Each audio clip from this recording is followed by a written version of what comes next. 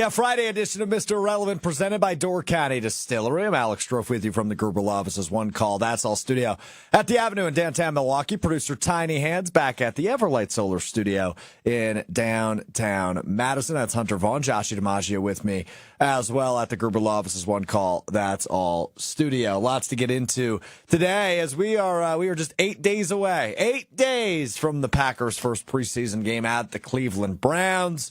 We had the first preseason game of the year last night, the Hall of Fame game kicking off preseason football. And I must point out that every Thursday now through the end of December and into January, we have a football game to watch, whether it's college or NFL or any of the in-betweens. Every Thursday we will have a football game going forward. So that's exciting, even if it's preseason. And of course, in the most Hall of Fame game fashion last night, the game gets suspended in the third quarter due to inclement weather. But it just made me remember, I don't know, what was that, 2016 maybe, when the Packers played in the Hall of Fame game down in Canton and they couldn't play because of the field conditions. It just seems like there's always something at the Hall of Fame game, and last night no exception. But the fun part about last night's Hall of Fame game was it was our first look at the new kickoff rules. As you know, the NFL implementing the UFL and XFL kickoff rules this year. So Keyshawn Nixon, an important re-signing for the Packers this offseason, and certainly going to be elevated here as we get into the football season. But last night also brought the return of the ESPN Wisconsin Fantasy Football Draft, the first ever Mr. Irrelevant Fantasy Football League. Got to give a shout out to Jen and Katie and Allie. We had two Daves. We had two Mikes, Tiny Hands, myself, and a couple other people. Henry was in there as well. Good hanging out with all you guys, and looking forward to our 12-team league this year. We drafted out of Dave & Buster's in Wauwatosa. I was the final team to draft the quarterback. There was 12 teams. There was 13 quarterbacks drafted before I drafted one. So not ideal. I did end up getting Justin Herbert late, though, so I felt good about that. But other than that, it was a good time. Couple drinks, couple bites of food, and pretty good pace for an offline draft, too, Tiny Hands. Yeah, it was a good pace, but you weren't listening to ESPN radio on the way home then last night, were you? Justin Herbert in a walking boot. He's going to be out for the next couple of weeks as they try to rest him and then hopefully get him ramped up for the season to start. So may not be a good thing going on in L.A. for Jim Harbaugh's first year out there. So that might be a tough we'll pick see. for you. I mean, it's early. The ESPN report said he'll be ready by week one, or plans to be ready by week one. If he's not, I also got Baker Mayfield, my guy. And you know, Hunter, I'm huge on Baker Mayfield. I'm a Baker Mayfield guy. So, you know, if he's going to step in for a few weeks, we're good to go. No problems. No problems in paradise. So anyway, that was my first fantasy draft of the year. For a guy like Joshie DiMaggio, who will join us in a bit, because I finally paid off my bet with him today. He's done, I think he said on Underdog Sports, he's done like 150 leagues already, best ball leagues. So he's done a ton of drafts, already. So yesterday was nothing out of the norm for him. Whereas for me, it was the first time I'd even thought about fantasy football. Or this week really was the first time I had thought about fantasy football all off season, and it was the first draft I participated in it. I think it went fine. We'll see. That's how it goes with these. I don't know. Well, I'll find out together. Well, anyway, appreciate everybody coming out to Dave & Buster's. It was a really good time and good to see everybody. I came out a ton of fans. It's always fun to put names to faces, right, from the YouTube commenters and the texters into the wide array of our shows. Right, these are people, you have never met but talked to just about every day, it feels like. So, very cool time last night at Dave & Buster's in Tosa. So thanks to everybody that came out. But do want to dive into training camp a bit as the Packers off today, but they have family night tomorrow at Lambeau Field. And couple of things that have popped out to me over the course of the first, I think they're through 10 practices, 9 or 10 practices now up in Green Bay at Ray Nitschke Field ahead of next Saturday's preseason opener against the Browns. Things are starting to come out, right? We talked Wednesday a little bit on Wednesday's show, and if you missed it, find it. ESPN Madison, ESPN Milwaukee on YouTube, available wherever you get your podcast.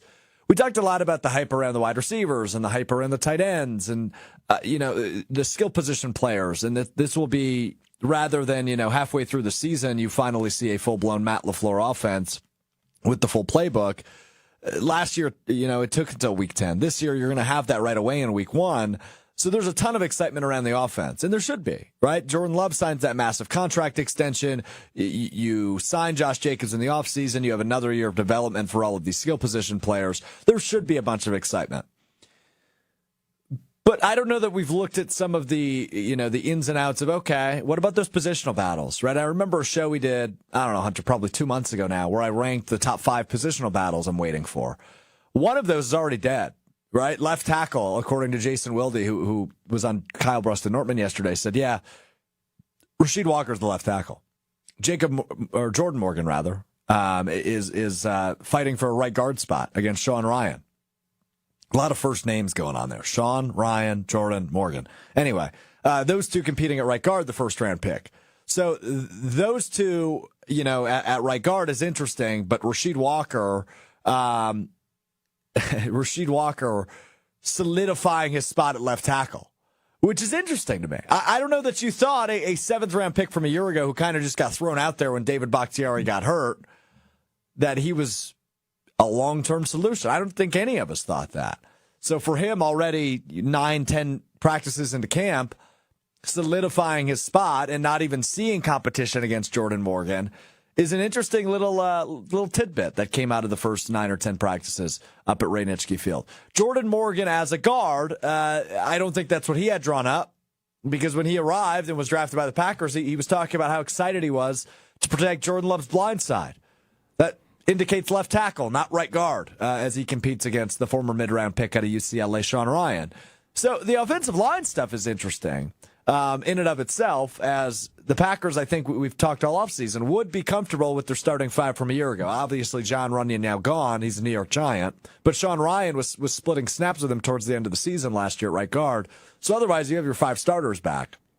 Jordan Morgan just hopes to elevate that if he ends up winning the right guard spot. So good problem to have for a team that traditionally has been really, really good at developing offensive linemen. So that part is interesting to me on the offensive line front. But otherwise, on the offense, you look at Josh Jacobs and the excitement's there. You look at Marshawn Lloyd, who finally got his first practice in the books earlier this week.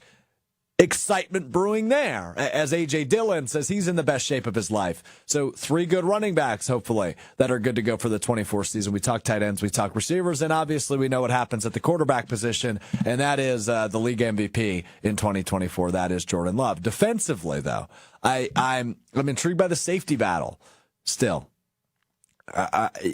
Wilde, again, talked about it, and we'll try to get Wilde on the show next week to break some of this down ahead of the first preseason game.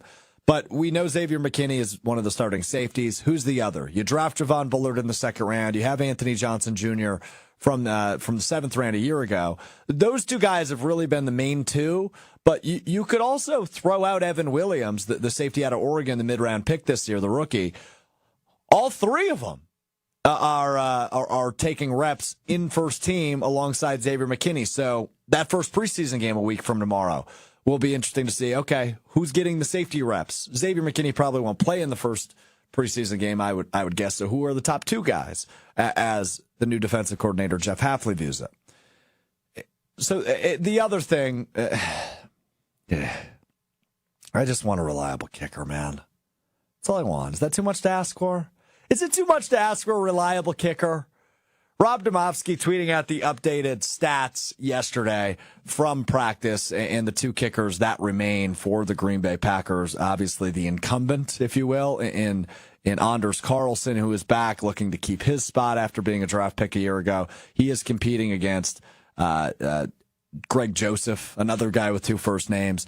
Joseph now 29 of 31 through this many practices. Anders Carlson, the same amount of kicks, 31, but he has made 4 less than Greg Joseph. He is 25 of 31. And now tomorrow, as Domofsky notes in his tweet, is the next big test for the kickers at Lambeau Field during family night as they continue to battle it out. Now, these preseason games will matter, right? Like, I imagine rather than going for it on 4th and 1, the team might opt to kick a field goal on 4th and 1, just to see what they have in these guys, who they can rely on. I mean, as weird as it is to say, this might be the tightest battle, and maybe the most important one, debatably, as we enter the regular season in a couple of weeks. Because last season, I'm not going to blame the San Francisco loss on Anders Carlson because there's no correct reason to do that. It's not his fault that they lost against San Francisco entirely. Would have been nice had he made his kick there late, but I'm not going to completely blame it on him. But yeah, I mean, obviously you need a reliable kicker. So whether that's Greg Joseph, who has the experience in the league, has been a long-term kicker in the NFL, or if it's Anders Carlson, who had a really rough rookie season, especially down the stretch, I just want reliability, man. And you had that for so many years with Mason Crosby. And you just didn't have that last year, in a year where I don't know if you necessarily expected this team was going to be a playoff team, but when they were, kind of lost out with having the rookie kicker Anders Carlson, who I still don't understand that draft pick at all. Not to dawn or look back at revisionist history, if you will, with Anders Carlson, but he wasn't a good kicker in college. He went to Auburn. He wasn't very good there. Rich Bisaccia had the relationship from Vegas with Dan Carlson, so I don't know why they drafted him. They didn't need to. And then they just hand him the job, and ultimately it wasn't a good decision down the stretch last season. So it's good this year that he has some competition with a long-term leg in the NFL, but I don't know that either of these guys, and not that kickers often do, but neither of these guys get me super jacked up to be the Packers kicker in 2024. But hopefully, maybe if it's Greg Joseph, it's Anders. I don't care who it is. Just be reliable. That's all I ask. Anyway, there you go. I had a family night tomorrow. Hunter, any thoughts from Packers training camp the last few days?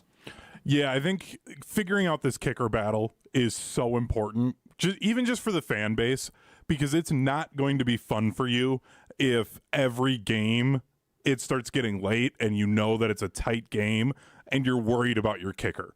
That should be the last thing as a fan you want to be worrying about your team, because it's going to make the end of games miserable for you.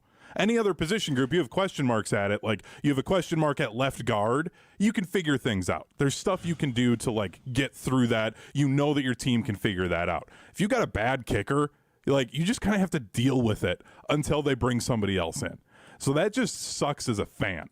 And that's why I'm for your sanity, I hope that they have some level of consistency and it isn't consistently unreliable like Carlson was last year.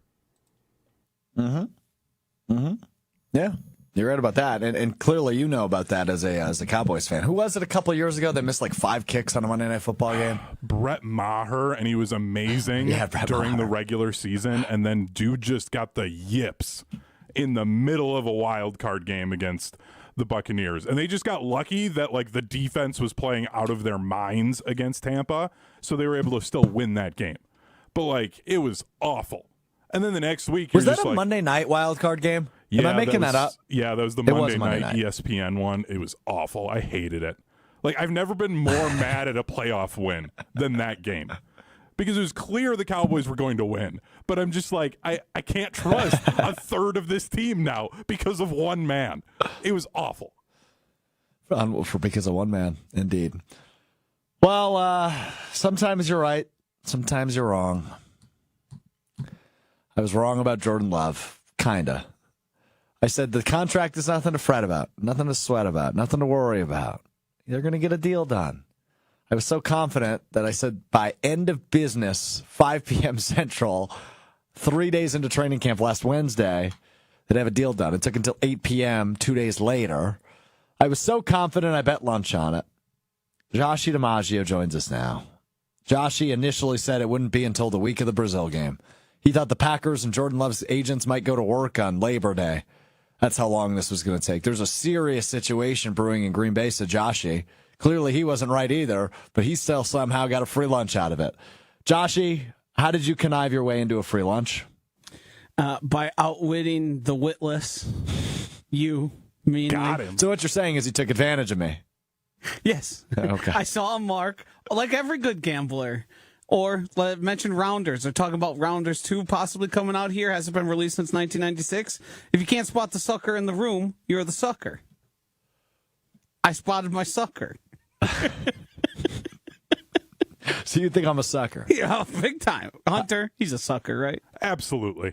I can't, honestly, I can't believe you fell for it. It's Josh DiMaggio. You know what's happening, and you still let it happen. He's angling for something. He's outwitting me, yeah. My date was in September originally, and somehow I got you to agree to 3 days after training camp, and I win, and my belly's full because of it. How was your soup? Oh, it's delicious. Dip a little chip in there. Use it as a little scooper. Oh, unbelievable. So you got an Italian sub. You got some chippies. You got a soup. Yeah, we call that the trifecta. yeah, we do. The trifecta. Exactly. That's what they call that in the biz. You didn't go for the Trifecta, taking sombrero. advantage of. You didn't go for the sombrero and try and get a dessert out of that too. Like that would have been the move. I debated the cookie. They have the Dream Bar there at Potbelly's where we ended up getting our food. That would have been a little much. My tummy's full, though. I don't know if I got much more. My tummy's full. Save it as an afternoon snack. Room. He's just dancing on my grave. If you don't spot the sucker in the room, it's you. Wow. Okay. Well, you're welcome for lunch. Yeah, I do have a question. I appreciate. I do want to publicly say thank you. That was very nice for you to actually play. Why, when I walked past your draft table, was Hunter yelling at someone? I imagine that was you. No, I don't know. What was he yelling about? Do you know what he was yelling about? Like, it wasn't like I was yelling. So what happened was we were getting down to the later end of our draft, and it was about the time where I needed to go kicker, defense, special team. So I'm like, you know what? I'm a Cowboys fan. I'll go Brendan Aubrey for the kicker. The next round, I'll get their defense and special teams. Tony started giving me a hard time about it, and I was just trying to speak up to make sure he could hear me across the table. I didn't think I was like yelling at him, because he was like, why would you take them? They're a terrible defense. And I'm like, no, Tony, they're actually a really good fantasy defense. They score touchdowns, and their special teams gets touchdowns. Like, that's actually I a do good remember pick. that now. And like, I honestly didn't think I was yelling at him. I just thought that I was raising my voice enough for him to hear me across from the length of a 10-foot table in a giant room with 60 other people. So yeah, Tony being Tony Cartagena, the producer of Thanalysis, who's joined us on the show before. I just want to throw this out here real quick, Joshy, and I don't know if you have your league in front of you that you could pull yours up. I don't have my league, I have my team. Okay, but if you go on the app, the ESPN app, and you go to final projection standings, it will give you the projection based off your draft, how you did. I had a little trouble getting into the league. Me and Pratik have been working on it for okay. Well, then, 12 hours. Never mind. I'm not going to ask you then. I just want to throw out there, second place in the Irrelevant League goes to me. Projected to take second. First loser. So, Tiny Hands in fourth, by the way, after 12 teams. As somebody who has long time been in the ESPN leagues, and now they started doing the final standings projections. Yeah. The one they've been historically wrong to start the season. Okay, stop. I was just trying to brag, Josh. You don't need to rain on it. Last year I had one of my best fantasy years ever. I lost 3 games throughout the entire season and went on to the championship. They had me projected prior to the season as finishing 11th in a 12-man league. It's basically based on the projections that they have set and whether it comes true or not. So you had what we'd say was something Mike Clay predicts to have a good year. Now, does that play out? We'll see. We will find out. Who was your first overall pick? Is it bad I don't remember off the top of my head? It's usually the most significant. CeeDee Lamb. I drafted CeeDee Lamb. So you went 2 overall? What? You drafted 2 overall? No, 6 overall. CeeDee Lamb went 6? Yeah, it was wild. Wow, you get a soft league here. There was a running back run. Mr. Irrelevant crew. It went off the top of my head, I'm going to try to rattle this off. It went, number 1 was McCaffrey. Yeah. And then it went Bijan. Yeah. And it went Breece Hall. Yeah.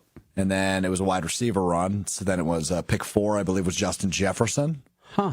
And then 5 would have been Jamar Chase. Jamar Chase, maybe. Yeah. And then I got CeeDee Lamb. Those all went over. Huh. That's interesting. See, this is what's wrong with you. Doing 160 bajillion leagues, you think you've got everything figured out until one thing changes everything. Well, what the interesting part to me is you could take running backs first. That's whatever you pick and choose. I believe CeeDee Lamb is this first-rated wide receiver off the board, so 2 going ahead of him is interesting to me. In most leagues, CeeDee Lamb is 1 or 2 off the board. I don't know, man. You guys got some wacky Mr. Irrelevant going on. Hey, watch your mouth. I think that's also the bias against the Cowboys for Packer fans, Because Oh, it's Cowboys the have a haters? terrible. Well, the Cowboys have a It's the haters. terrible running game. They're going to throw the ball 50 times. It's going to look like Big 12 football in Dallas Yeah. this year. Dude's going to get so many touches. Yeah, CD should Volume. have gone second or third in the league. If we're being honest, you got a gift getting him where you good did. news is we're all in first place. We're all in last place. We've got a month. We got to play preseason games. We've got to figure out what the injuries are. It doesn't matter yet. Okay? Can we stop being hardos about the draft order and who went where? It's August 1st. That's just a lack of belief on your part. Well, Fantasy starts in April. Something I don't have a lack of belief in is North County Distillery. Me either. Locally produced, handcrafted, award-winning spirits made locally in Door County. They got the cherries, cherry brandy, cherry vodka, cherry bourbon if you stop in, by the way. You're going to see that video coming up here in a little bit. Oh, baby. Cherry bourbon is good. I got a bottle of that right now. It is so good. Summertime bourbon. I'll tell you what. They've also got the normal bourbon. They've got the 27-time gold medal award-winning single malt whiskey, as well as the rye whiskey, whatever you want. Green bottle of gin as well. DoorCountyDistillery.com. Find the retailer nearest you. And a huge list of unique cocktail recipes. We'll step aside for 60 seconds when we return. From Jim, Matt, and Molly, the gold medalist from the Olympics. Matt Hamilton joins me coming up next. We'll talk Packers, Olympics, and all the in-betweens. That's next in 60 seconds. It's Mr. Relevant. I'm Alex Strouf. Back in Carlsville at the legendary Door County Distillery with my buddy Rob from Door County Distillery. And we have a Door County Distillery exclusive in front of us right now, Rob. Cherries, bourbon, two of my favorite things. Put them together. You got the Door County Distillery cherry bourbon. It's beautiful. We're just doing shots? Yeah, we're just Let's going to celebrate. straight up. I mean, it is good for mixed drinks. You can put it in old fashions, Manhattans, but sometimes you just want to straight up take a little shot of it. I won't complain about that. Like I said, two of my favorite things. Cherries, bourbon, Door County cherries, bourbon. I can't complain. Yeah. Cheers to you, buddy. Thanks a lot. Prost. Ooh, that's tasty. Oh, that's good. Yep. That's really smooth. Get that cherry flavor. Yep. Not a whole lot of burn. Beautiful. That's terrific. Door County Distillery exclusive, the cherry bourbon. Check out their website with a huge list of unique cocktail recipes at DoorCountyDistillery.com. That's DoorCountyDistillery.com. We roll on. It's Olympic time. It's Packers season. All sorts of good stuff. And there's a brand new show. Show 15 today, I believe, for Jim, Matt, and Molly. Joining me now, Matt Hamilton, the Olympic gold medalist. You hear him weekdays 4 to 6 on ESPN Madison. Hello, Matthew. We were just talking about the ESPN Wisconsin Fantasy Football Draft. I imagine you're feeling like you're going to take first place just like everybody else is at this point, one day removed? I mean, absolutely. That's just kind of how it goes with fantasy football. Right after your draft, like the best day of fantasy football, unless you win the whole thing, is the draft. So, I'm pretty confident I won the league already just by drafting better than everyone else, and looking forward to an injury-free season like you should in fantasy football. Yeah, you should. You certainly hope for. You certainly hope for it. We will all find out together, though. As we still got a month, right? That's the tough part about drafting in the beginning of August. But I'll get off my high horse on that. We'll see what happens there. I will ask you this though, Matt, because the Jordan Love contract. It's been a week now. Yet last Friday evening is when Jordan Love signs his massive $220 million 4-year extension with the Packers. $55 million a year, ties the highest paid in the league on an annual basis with Joe Burrow. And Trevor Lawrence, I was a little negative Saturday morning when we did some specialty programming. I was like, it's hard for me to ignore the first half of the season. But there's a bigger picture to that, which is the receivers developed, the offensive line got better, they opened up the playbook. You're going to get that from week 1 this year. Where do you feel like Jordan Love should be playing in terms of comparing him to other quarterbacks? What level of quarterback play should we expect from Jordan Love in year 2 as the starter for the Packers? I would expect, obviously, better numbers than last year. Last year he had kind of a free pass. You had the young team. This is your first crack at being a starter. You're not a rookie, but for all intents and purposes, you're a rookie. This is your rookie season as a starter. So it's great that he had the playbook time under his belt, and you're absolutely right. It felt like the playbook did get opened up, and he started to play better. So now that he has this contract, which again, I know that's what the NFL is now, and it's getting crazier and crazier. Like it is unheard of to have a quarterback who played 9 good games for one season get the richest contract in NFL history. It blew my mind. So at that moment forward, like, no more excuses. Like, Jordan Love's got to be like a top 10. But I think that kind of money kind of commands a little bit better than top 10 quarterback. Maybe in that top 5 range. I understand there's still going to be time. Yeah. We still have young players. There's going to be some mistakes that are out of Jordan Love's control, which, that's acceptable. I can accept tipped passes turning into picks from time to time and stuff like that. But the mistakes that he was making early in the season, like throwing interceptions in the fourth quarter on game-winning drives. How many times did that happen last year? 2, 3, once in the playoffs to end it all? Or just getting shut down in that fourth quarter drive. So it was great to see that Jordan Love was able to turn it around in the second half of the season. But for the most part, I'm expecting like Pro Bowl caliber play for sure. And I would love for you to be in the mix of MVP conversations in the next year or two. That's the kind of money I feel like you got. I think the MVP conversation part is maybe the most intriguing one to me because it's really the only individual goal, right? Like the only individual, I guess, like part you can look at. Right. Where Rodgers, we were spoiled, second most in NFL history with 4 MVPs, only behind the 5 of Peyton Manning. With Love, I have a hard time believing he won't already be in it if he's just consistent, Matt. Right? Like I think this year he can be a top 3, top 4 MVP vote getter.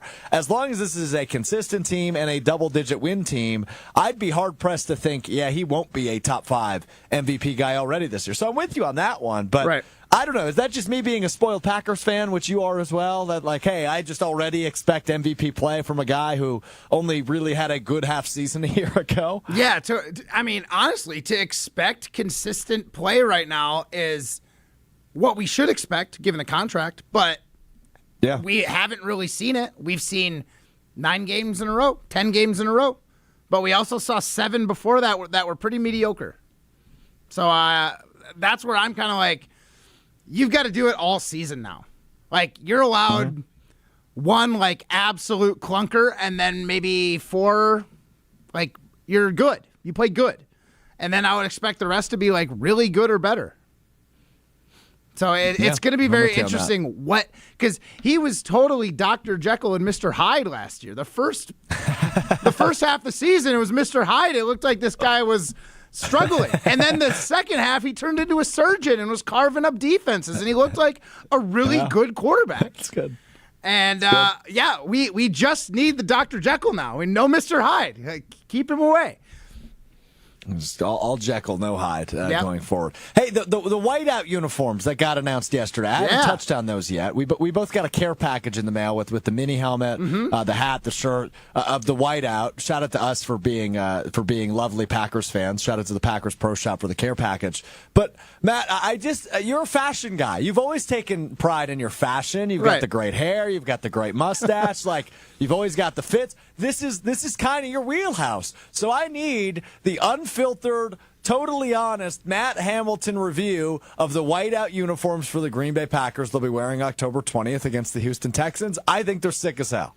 I really like them too. And again, I'm a little bit of a traditionalist when it comes to uniforms, but that said, this is one game. So like I like that we're going to mix it up. I like that it's at Lambeau and they're calling it the whiteout for, and they're doing it in December. So I'm excited for this. My only issue, I've got one tiny issue with the helmets. The helmets need just a touch of yellow. Like I'm not saying like a whole face mask, but maybe the gold outline around the G stripe would be nice, or the stripe would be nice. I would like it a little more yellow in the helmets, but other than that, I think they're really clean uniforms. I'm fine with one game a year. Like, don't get rid of my Packer green and my yellow helmet. Like, that's what I want primarily all season. But variety is the spice of life, and I am all about spicing up my life a little bit. So give me them white uniforms. It's going to be I think it's good. Plus, you're right. I got a sweet new shirt and a sweet new hat. It's going to be great. You're killing it. You're killing it. Yeah, so if you're watching the video stream, or if you're not on the audio side, Hunter just popped up the new uniforms, and you see, I believe that is Xavier McKinney on the left. It's a white stripe up the middle of the helmet, but they still have the yellow stripes on the jersey. So it is the normal road jerseys, green and white, and then with the yellow stripe on the sleeve. They're missing the yellow in the helmet. That white stripe down the middle of the helmet should be gold instead of white, and I would be totally in on these. But otherwise, I think they're awesome. Now, the mini replicas that we were sent from the Packers Pro Shop have a little, sparkle to them. So I don't know if the actual helmets will have a little sparkle to them. I would hope so. But I would so. too. I think it'll glisten, but they're wearing it in October on a noon game, so it's not like they're under the lights where it can sparkle. But nonetheless, I'm the all in on this. sun. Now, The sun will do a plenty good job at sparkling up those helmets. Let's just hope for a sunny day. Light. Let's just hope for a sunny day. Yeah. You're right. A couple weeks before Halloween. So you say variety is the spice of life. Mm-hmm. Is that like a motto of yours? Where did that come from? You're kidding. Well, I've heard it before. Yeah. I've heard the saying. Yeah, it's just a saying that goes back, I don't know. But I feel like you're 100 somebody years? that epitomizes it. But you're somebody that kind of epitomizes it, Matt. Yeah, I feel that's a good saying for you. Yeah, no, for sure. I don't like getting into too much of a rhythm, You got to mix it up a little bit. Keep yourself on your toes. I feel like most people like a rhythm, though. You don't? A little bit of structure is good, but like I said, you just want to. And I'm not saying I like total chaos either, like that kind of variety. You treat it like a spice. You just sprinkle it in, just here and there. Oh my God! You treat it like a spice. It's the spice of life. All right. You don't want to overseason anything. Come on, Stroufy. It's a cooking analogy. From the former chef, Matt Hamilton. Yeah. So it's Summer Olympics time, and I'm curious from a Winter Olympian. Obviously, you won the gold medal back in 2018 with Team Schuster in curling, and fourth place a couple of years ago in the Winter Olympics 2 years ago in 2022. How do you handle the Summer Olympics? Are you watching? Do you pay attention? Are you not really paying? What's as a Winter Olympian, how do you handle the Summer Olympics? I've probably watched more Summer Olympics than I've watched Brewers this year. But that's not a very high bar. It might not be a high bar. I was just curious where you were going to take that for yourself. No, I think I love the Summer Olympics. I love both of the Olympics because coming from a niche sport that really only gets its moment in the sun for once every 4 years, there's so many sports at the Summer Olympics that are like that. They have so many more athletes. There's more events. I think the summer delegations, and by the Team USA is 2 or 3 times the size of the Winter Team USA. Oh wow! And this might impress you, or I don't know if you are fully aware of how many athletes actually compete in the Summer Olympics. 10,000, a little over 10,000 athletes are competing in the Summer Olympics. It's massive. Wow. So there's just so many events. I'm watching slalom kayaking right now, and it looks insane. And I think I would drown if I was in that. But it looks amazing, and I just am so happy for other athletes who are like me in these niche sports that get their opportunity to be in the spotlight, even if it is just for 2 weeks. Yeah. So, is there a particular sport you wish you could compete in the Summer Olympics? I've never asked you this question. I've always wondered this because winter's your thing, and we know what you just used the term niche, and you're a finesse sports god. We'll get to my bags league in a second in the update there, but you are a finesse sport guy. So, is there a summer sport that you're like, hey, maybe if I wasn't a curling guy, I'd be that? Now, if my physical limiters, being shorter than probably required to be in this sport, weren't a thing. If I could just be the ideal build for this sport, I would love to be a beach volleyball player.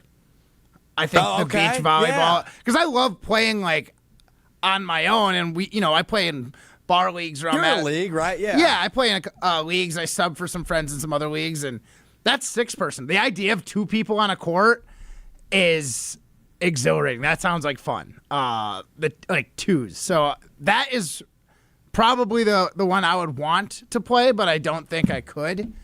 The one that I think I could actually do and be, who knows if I had a chance, I probably am like everyone who says they can do curling. I would love to do the shooting. That seems like something I could actually do because, again, like my sport does require some aiming and accuracy and stuff, so I feel like there might be some crossover.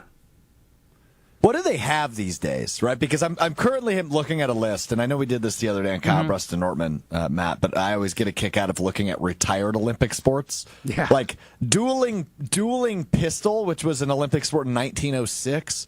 That sounds sick, dude. You're shooting 2 pistols at once? Like that's some old Western stuff right there.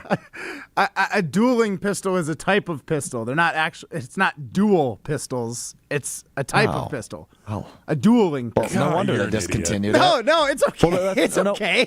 It's funny though. No wonder they discontinued it. It's only one gun. Yeah. It's very similar to what they got going on now, but it's not like a classic dueling pistol with like powder and.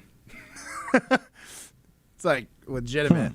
Yeah, so that's just more of disappointed. Change of the times. It wasn't like, what are you thinking? Like someone has to shoot like akimbo style, two guns up. Like it's old Western, like 2 guns and pow like aiming for the target. That's that's what I had in my head. And that's what they were doing in 1906, right? Like I'm not.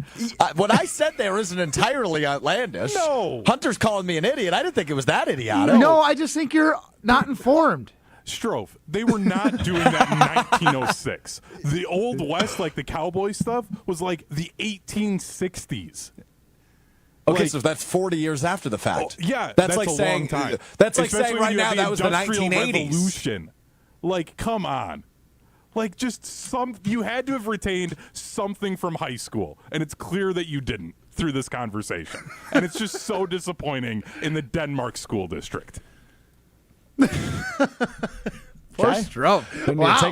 Didn't need to take up my school district like that. Yeah. All right, fair enough. Jeez. I won't argue with that. Okay. Yeah. Wow. Well, come on. There's got to be some other sports that intrigue you. I heard you were hoping to be a race walker. Well, yeah, so this was before you joined ESPN Madison, Matt. This was like the delayed 2021-2020 Summer Olympics, and it was the final year of speed walking, and they have now discontinued that in men's speed walking. Yeah. So how do you qualify a speed walker? I don't get that. So I actually met one from Canada. His name was Evan something. I think he got the bronze in Tokyo. Okay. It's weird discipline. Like both feet can't be off the ground at the same time. One foot always has to be in contact with the ground. And basically it's a technique thing. I think I could be good at that. You can only walk so fast, right? So if you're doing little things that like waste energy and momentum, that was how it was described to me. So you're basically trying to glide. And by doing that, it takes a lot of technique. And that is how you like get competitive at it, is learning the technique to race walking. It's crazy. I tried a little bit when I was chatting with them, but it was not my best. Not my best effort. Did you know that in 1904, actually several Olympics, 1900, 1904, 1906, 1908, 1912, 1920 were the only Olympics that this happened in. Tug of war was a sport, Matt. And back in 1904, the winner of tug of war at the Olympics was the Milwaukee Athletic Club of the United States of America. Wow. Tug of war used to be an Olympic sport. I mean, yeah, it's kind of cool. I like the idea of having country versus country doing tug of war. I don't know if it's Olympic worthy. I think that would be something fun for, I don't know, some other major event. Like halftime at the World Cup, you play tug of war or something. I don't know if it's necessarily an Olympic event, but I think especially if they have the mud pit and you're pulling the other people into the mud pit in the middle. That's legit. Yeah, I love that. Well, we could bring it into politics or something. Have politicians tug of war? Yeah. lot of broken hips there. I like that idea. Yeah, it's a little I too think so old. too. That's Yeah. why I like that idea. All right, last thing for you, Matt. I called you the finesse sport god. You're good at finesse sports. Curling, bowling, darts, you name it, you're good at them. I took 12th place. I lost on Wednesday in my bags league, the regular season finale. I was in the 11th place game. We were in 12th place entering Wednesday. We lost 2 of 3 games in the 12th place game. I took last place in a cornhole league. What does that mean for my future? What do I need to do to get better? Any suggestions, tips, otherwise from you as a man that is very good at finesse sports?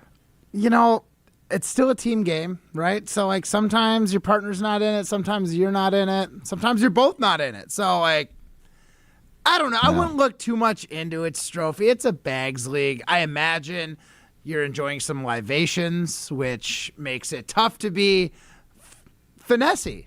To be a finesse athlete, it's not easy when the beverages are flowing. So, I wouldn't think too much. My main question is, did you have fun? Did you have fun, Strouf? Or was it not fun getting 12? Overall, I had fun. Right. Wednesday, I built it up so much. Yeah. I talked so much smack on the radio and here on Mr. Irrelevant on Wednesday leading up to the 11th place game that ultimately I ruined my own fun. I got in my girlfriend's head too much. She was disappointed we lost. She's very competitive. Like, it didn't turn out as well as I had hoped, to be real honest with you. So, yeah, I had fun, just not particularly when I took last place, no. Yeah, that's fair. I think that's fair. You're not very familiar with last place, Matt. You don't know what it feels like to take last place. You've curled your entire life. You've always been amazing at it. You're used to winning or taking second. Taking last place is dehumanizing. It is an awful feeling. It makes you feel like nobody here is worse than me at this. That's a bad feeling. Yeah, it is. But again, like, you signed up for the league is for the lulls. Sure, it'd be great to win, but it's all about having a good time. And, like, how many weeks was it? Like 12 weeks of bags? Yeah, 8 or 10, right? Maybe. And maybe hour each. So that's like you got 8 to 10 hours of a good time. And then what? You choked in the last game. So be it. Yeah, I'd say fair. if you That's look fair. at it in the grand scheme, you had 10 hours of total bag play, and 9 of it was good, and 1 hour was bad because your last week you totally gave it up and you found out you're the worst player in the league. That's not so bad. So 90% out of 8's pretty of good. fun. Yeah. 90% of fun is a pretty good rating. Yeah, I think that's how Okay. you should look at it. Instead of being, I'm the worst bags player there, it's like, I had a ton of fun until I didn't. No, you're right. You're right. All right, Matt Hamilton, weekdays from 4 to 6. Jim, Matt, and Molly, 100.5 ESPN in Madison, the Olympic gold medalist in the 2018 Olympics. I don't know that you made me feel a whole lot better, but it's always good catching up with you. Great to see you yesterday, buddy. Keep on keeping on. We'll catch up soon, all right? Yeah, thank you. Always a privilege, bud. Thanks for having me on. Always a privilege, he says. Matt Hamilton, the great Matt Hamilton, the Olympic gold medalist. Always a privilege to speak to me. Damn right. Hear that, Joshy? Hear that, Hunter? Privilege to speak to me. Act like it, both of you. Dorks. What's going on here with the Oregon Duck? So I was in Indianapolis a few weeks ago. What was that? That was actually just last week. Whoa, man. Last 2 weeks, it felt like months. So as of yesterday, August 1st, the Big Ten is officially adding Washington, Oregon, USC, and UCLA. Now, Hunter, I don't know how quickly you can have our scoreboard ready from Wisconsin College Game Day. I wrote this 3 years ago, but it legitimately works. Just let me know if you have it. I just want to play the beginning because, yeah, no worries. Just let me know if you have it because so ESPN Wisconsin College Game Day, 2 hours before and then immediately after for 2 hours, every Wisconsin game on ESPN Wisconsin, we have Wisconsin College Game Day. I host that show for 2 years. Our buddy Colin Russo hosted it the last few years as well. Hunter's produced it for like a half decade at this point. Every Saturday before and after every Wisconsin game. Twice on the pregame and postgame show, Hunter does what we call a scoreboard update. So rather than talking about the Badgers game, or he will mix that in, of course, he talks about other scores from around the country, right? So in the scoreboard update, we have a particular verbiage, which is now literally the Big Ten verbiage, which I never did on purpose. But I manifested it accidentally that UCLA, who we talked about on Wednesday with Deshaun Foster's awful press conference at the Big Ten Media Days last week, is legitimately now a part of the Big Ten. So, Hunter, go ahead, fire it up. Here is what Big Voice Guy says when you do a scoreboard update. It is way too relevant now, and it a little bit irritates me that this is actually what the Big Ten looks like now. From L.A. to Piscataway, this is your college football scoreboard update, driven by Metro Ford of Madison. From L.A. to Piscataway, that is now the Big Ten. And before we get to what the Big Ten Network released, which everybody is fired up about, the maps, which we will show you in a second on the YouTube stream, I first want to take a look at the Oregon Duck, who was in Indianapolis last week floating down the river. And now today, the UW-Madison police tweeting, Bucky, please report to the Camp Randall Arch stat as the Oregon Duck. What the Oregon Duck has a name, right? Is it Quacky or what? It's something Puddles. Duck related. Puddles. Yeah, Puddles the duck. Yeah, that's where ducks play in Puddles. They are shooting content at the Camp Randall Arch with the Oregon Duck. Now, obviously, Wisconsin does have Oregon on their schedule, with Oregon coming to Wisconsin on November 16th of this year. But Puddles is out there shooting content at the Arch. Where is Bucky? That can't be allowed. You can't be okay with that. I wonder if other mascots have done that before. Shooting videos in front of the camera. That's just disrespectful. I kind of respect it. But Puddles is everywhere. It's unbelievable as Puddles enters his first season in the Big Ten. Or her. I guess I don't know the gender of Puddles. Yeah, it's a bold move by Oregon to go into the other team's turf and start shooting content. I am a little proud. My wife and I took engagement photos at that arch, so, Sarah and I know where to pick good photo spots if it's good enough for Puddles. So I'm proud of us for doing that. The Ducks are also going to be bringing their giant inflatable duck that they had in the river in Indianapolis. And apparently they're going to try and put it in either Lake Monona or Lake Mendota the week that they play the Badgers. And then if they go up and play Minnesota, Really? Yeah, they're going to be taking the inflatable duck with them around the conference now and putting it in bodies of water near the campuses. They are bold, and I kind of love it. Like, I was a little against this expansion, but I'm kind of all for it now. Hey, that sounds like embracing the Big Ten to me. I'm okay with it. I'm good with it. Man. All right. Now, sit back, relax, enjoy the next 30 seconds. Big Ten Network has updated their great maps video, which everybody gets a kick out of. They have gone all the way to the West Coast now, adding those 4 teams. We literally go from L.A. to Piscataway over the course of the next 30 seconds, courtesy of Big Ten Network.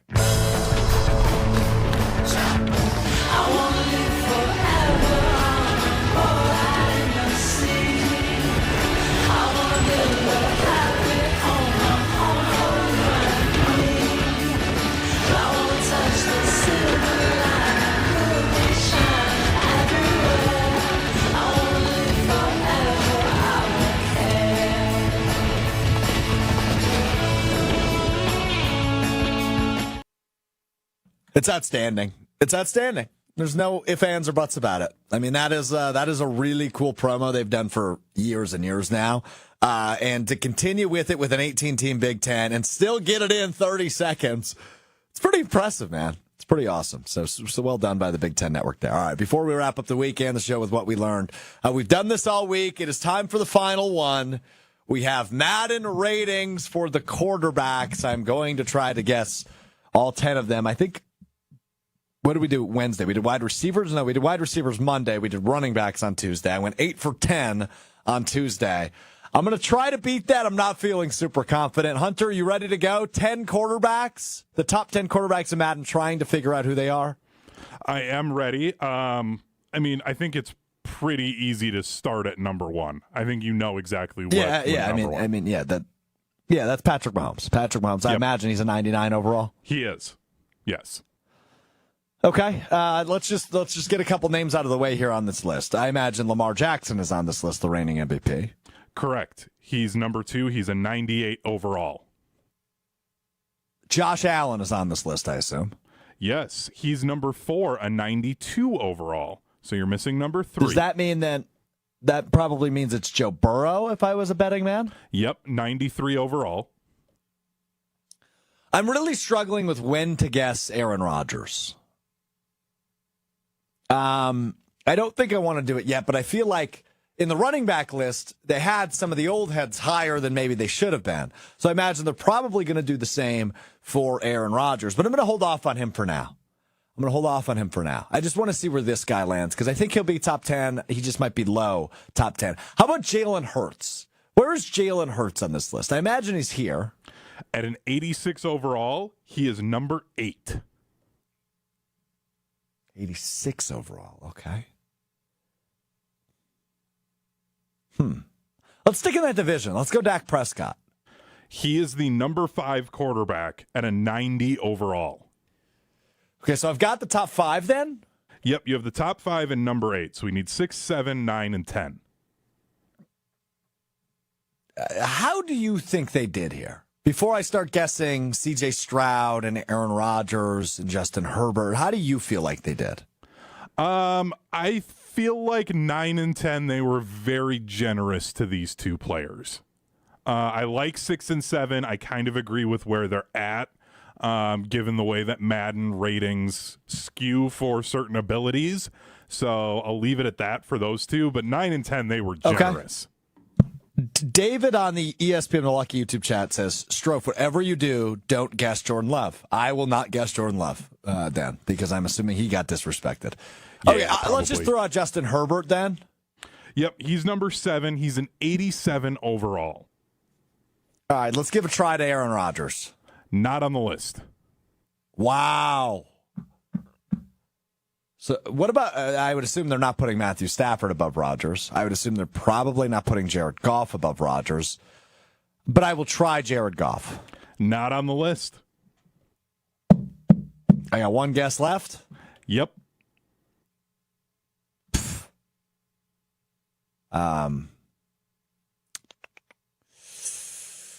Ooh, okay. I don't like this. I'm lost right now. I'm not going to lie to you. I'm a little lost. I'm just running through divisions in my head. No Baker Mayfield, nobody else in the South.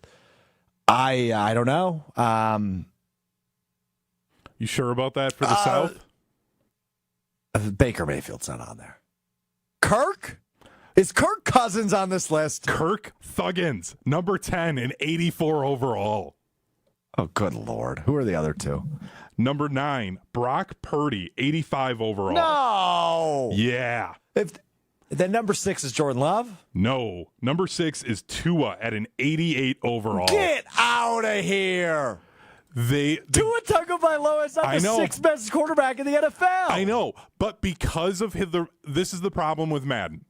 Because he completed a lot of deep passes to Hill and Waddle, they up his deep passing accuracy, so that gives him a bump. His accuracy numbers are going to be ridiculous because of the receivers he has and the completion numbers that he got from that and the yardage. So that's where I have an issue with quarterbacks and the way they get rated. No. If I'm going to guess, Jordan Love is probably somewhere in that 84 to 80 range. If I had to guess, he may even be a 78. Like, there's a real chance he's not even an 80 overall quarterback because of the way Madden does this stuff. It's really stupid.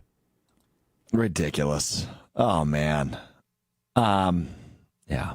Okay. Whatever. What'd you learn? That's ridiculous. I'm mad we did this all week. To end it there, Tua Tagovailoa is the 6th best quarterback. Ridiculous.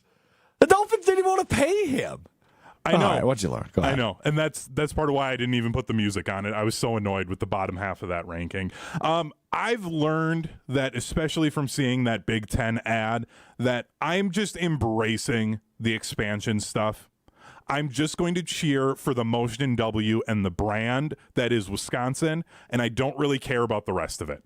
And I just want to keep having fun on Saturdays with college football, and I feel like that's the best route to go. So I've learned that I'm just going to care about the brands, and I don't care about the players. I don't care about the conferences. I care about that Motion W on the helmet every Saturday, and that's what I'm going to cheer for. And I hope that it works out for me.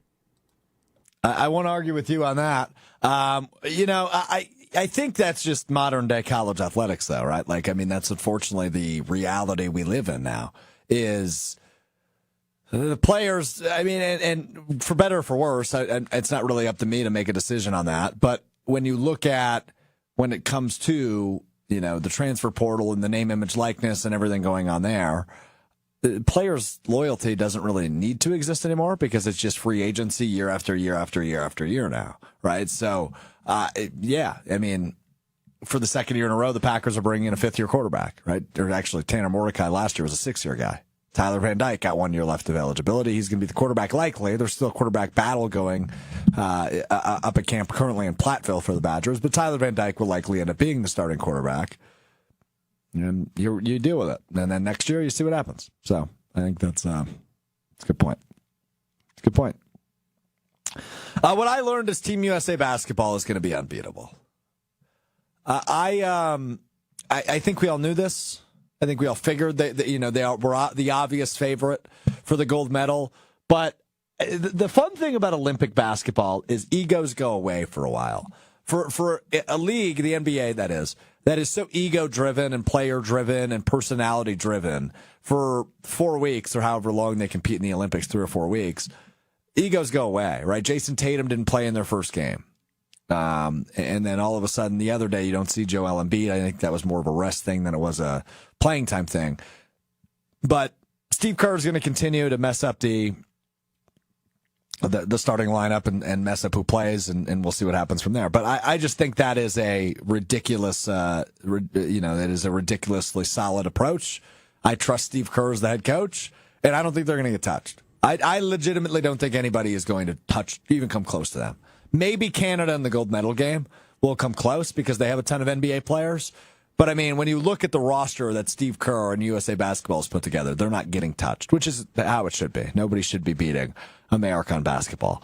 It's as simple as that as I view it. Well, real quick on the Madden ranking, David on the ESPN Milwaukee YouTube chat says 11 Aaron Rodgers, 12 Matthew Stafford, 13 Jared Goff, 14 C.J. Stroud.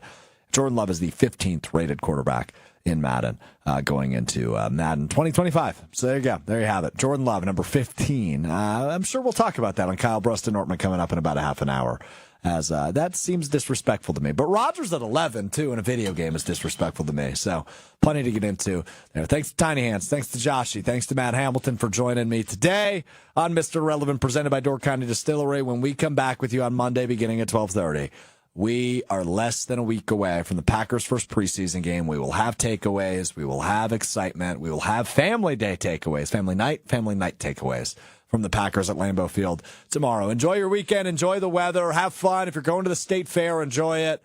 And we will be back with you Monday beginning at 12:30 Central on the ESPN Milwaukee, ESPN Madison YouTube pages, the ESPN Madison Facebook page, and available wherever you get your podcasts, Apple Podcasts, Spotify, Wisconsin On Demand. Just search Mr. Relevant will be your first result. We'll talk to you on Monday. Have a great weekend. Peace.